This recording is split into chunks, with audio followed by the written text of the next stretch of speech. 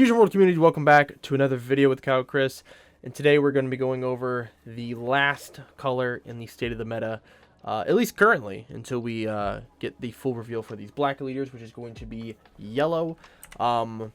Now, yellow has always seemed to have been good in any Dragon Ball game. If you've played Masters, yellow has always been a good color, and it's no surprise that yellow has been very dominant in set 1 of Fusion World.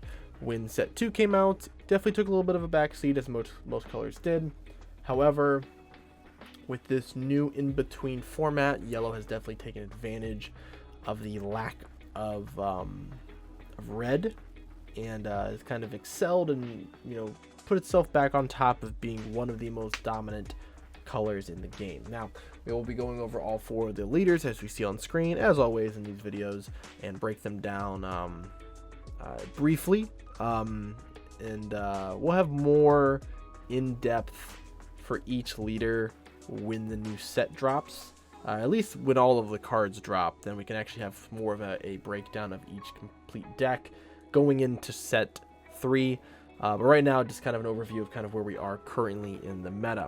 So we'll start with Ginu, which is, I think, Ginu always started off as sort of kind of a meme deck, and it found some legs in set 1, being this very hyper-aggressive deck, very low to the ground.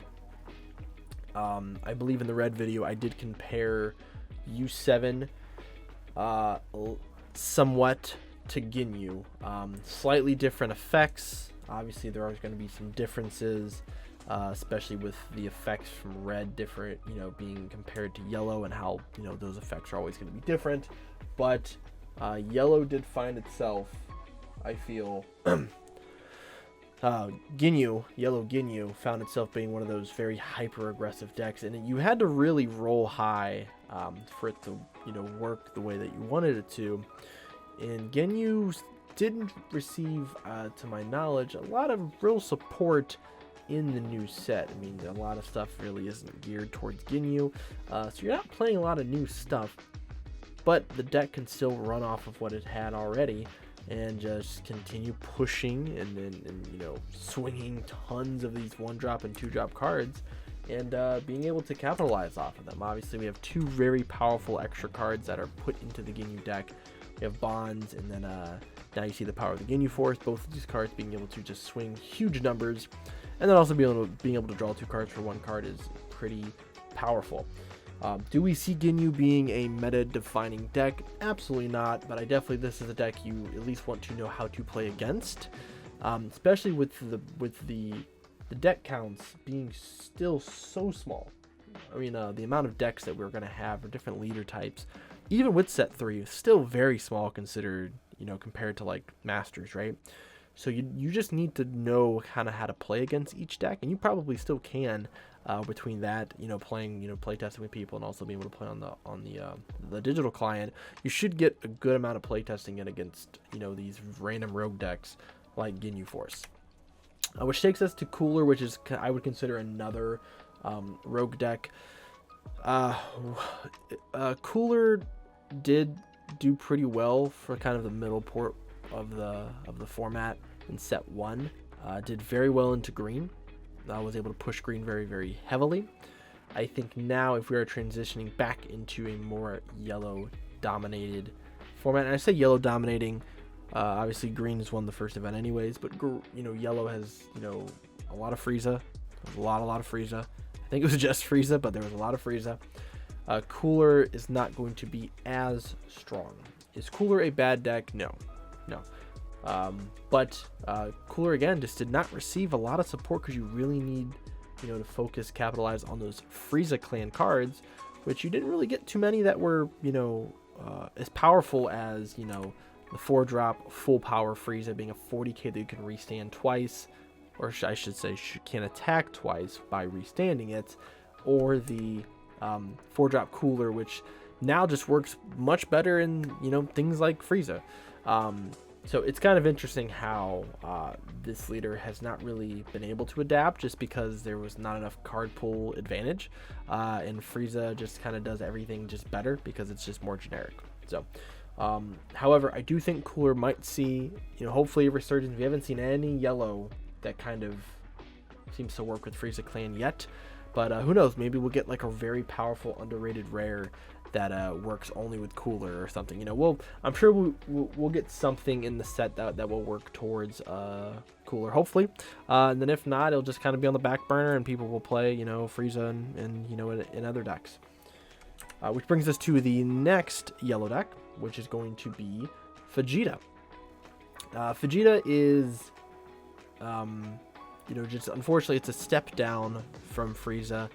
Most of this video is probably just going to be talking about Frieza and then just some of the other stuff, because the other yellow decks just aren't doing as well. It's really crazy, like how good yellow is. I even said at the beginning of the video, yellow is sort of dominating, but yellow really only has been dominating with Frieza, and to a lesser extent, we've seen some Vegeta decks, winning some of the ultimate battles, but we have yet to see what Vegeta might do if it's put into a big tournament, because I don't think one tournament's enough to really give us sort of an indication of what the format's going to be. And we really didn't see any Vegeta. So we saw blue Vegeta, but we didn't see this deck. So obviously the sort of gimmick of this deck is being able to basically use powerful extra cards on your opponent's turn and on your turn, because you have the ability of restanding energy at the end of your turn, making those powerful defensive extra cards live, right? So one of those cards is going to be Blue Power Awakening. This is something that has ample amounts of power, right? This card's incredibly good into your worst matchup in some cases, which is getting rid of the big battle cards on board that green can establish very quickly, right? This card can also hit the Golden Frieza Secret Rare, which in the yellow mirrors might come up. Also can be a 25k combo on defense or on offense, which is very powerful, meaning you can use one of these on offense and then restand 2 to use one on defense. That's a pretty good way of being able to utilize your energy, and it's definitely something that I think most Vegeta players are going to be playing at least 3 of. They might end up playing it as a 4 of, mixed in with some of the other extra cards that you're going to play. Now, I thought this card was very interesting. So with building the Vegeta deck and kind of playing it a little bit, I've noticed there are a lot of these activate battle cards, or not a lot, but there's a good handful of them that also have very good effects. And I think this TN is something that might be slept on for the Vegeta deck if people aren't already playing it. Being a 10k, but then also being able to tap down to 3 cost on your opponent's turn. This is going to make your yellow mirror matchups a little easier, and even the red matchup as well too. Like, you can just being able to tap down 3-drop, obviously if it doesn't die. So probably more so into the yellow matchup, just being able to tap down a 3 cost for 1 energy. It's almost essentially like a negate in a way, right?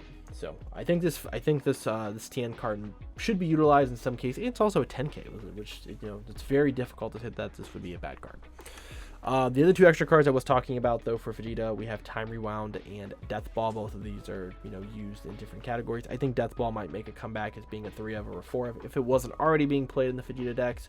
Again, being able to tap down 3 costs, this is kind of the same idea as the TN. Just the TN also has a body, while this is a 15k combo. So both of those are going to be relevant going into the Frieza meta, and then potentially later on, just because there's so many 2 or 3 drops that yellow plays, and just being able to tap down at least one of them, so it's going to save you from having to combo out of that attack.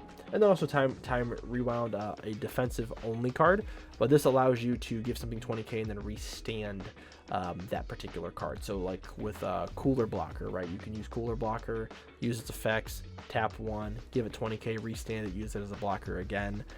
Utilizing those blockers is going to be very important, and Time Rewound allows you to abuse those particular cards. Now we get to the king of yellow, which is Frieza. Undoubtedly, there's no question about it, Frieza is going to be the best yellow deck currently, and looks like probably Frieza is going to be the best yellow deck next format as well. The Boo deck doesn't seem to be as doesn't really seem to do as much as Frieza, so Frieza is probably just going to continue just to be the best yellow deck in the game, and probably one of the best decks in the game. Now, how does it do that? So there's a lot of generic stuff you can play.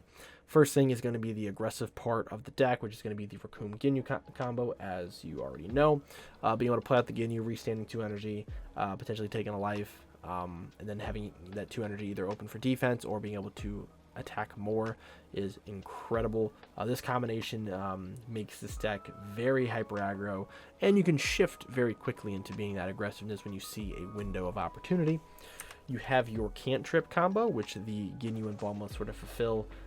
Both of these cards can be tapped and you can draw cards off both, and then obviously your leader can restand them to use them on the next turn. What's great about Bulma is that Bulma can actually be used on your turn or your opponent's turn. So both of these 1-drops are incredibly annoying to deal with. And if you don't have small battle card removal, these cards are going to allow your opponent to draw way too many cards, and you won't be able to deal with it at some point. They're just gonna have a 14 card hand while you have like a 6-7 card hand, and then they just sort of overpower you because they have more resources than you. And then the combination that really makes this deck tick is the Goku Vegeta combination from this new set. Goku having the ability of stopping 2 cards from restanding, one once it's played and one once it attacks, allows you to drop this card and then just basically almost clear your opponent's board essentially, by being able to stop any battle card from restanding. So and it's a 10k, so this card is probably the best yellow card you can play.